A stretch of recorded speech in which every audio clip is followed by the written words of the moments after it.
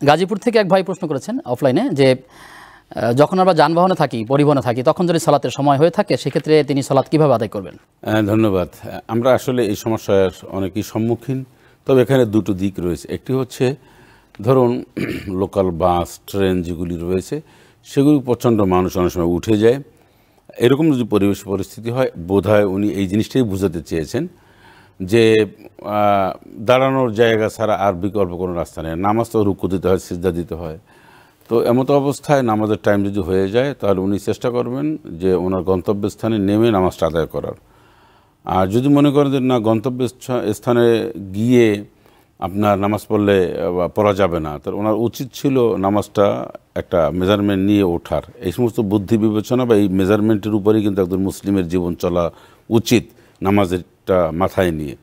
আচ্ছা, হয়তোবার এরপরও যদি এটা না হয় তাহলেও সে যদি নামাজ না পড়তে পারে, যেমন নামাজ তো রুকু করতে হবে, সেজদা দিতে হবে, এখন তো দাঁড়াইয়া এত রোজা না যে আমি মনে মনে বললাম আর ছেড়ে দিলাম। যদি সুযোগ থাকে হয়তো নেমে পড়তে পারে, যে কোথাও এমন যদি কোনো পরিস্থিতি না হয় তাহলে তো নিঃসন্দেহে নামাজটি উনি কাজা করে নেবেন। আর যদি মনে করেন যে না, রিল্যাক্সে আছে, আমি দাঁড়িয়ে থাকলেও আমার পাশে বসে বা কাউকে রিকোয়েস্ট করে নামাজ পড়া যায়, কিন্তু সেই একজনকে বলবেন আদবের সাথে যে আমি তো নামাজ পড়বো, যদি আমার একটু ব্যবস্থা করে দিতেন, তাহলে ওনারা বলে সাথে উঠে যাবে। কিন্তু এমন না যে কমান্ড করে একজনকে উঠে ভাই ওঠেন আমি নামাজ পড়বো, এই আবেগটা এই অধিকার কিন্তু ওনার নাই। উনি নামাজের কথা মানুষ বললে উনি জায়গা করে দেবে, সিট স্বাভাবিকভাবে বললে মানুষরা জায়গা করে দিবে, এটা স্বাভাবিক। কিন্তু অনেকে আছে এরকম মসজিদেও ঢুকে যায় একদম গড়গড়, অধিকার নেই। না, অধিকার নেই আসলে এটা ঠিক না, এটা ইসলাম বলে না। আর একটা হচ্ছে যদি উনি রিল্যাক্সে থাকেন, বসে আছেন বা নামাজ পড়ার যানবাহনে সুযোগ আছে, তাহলে উনি বসে বসে নামাজ পড়তে পারবেন। দাঁড়িয়ে নামাজ যদি না পড়তে পারেন, পড়বেন।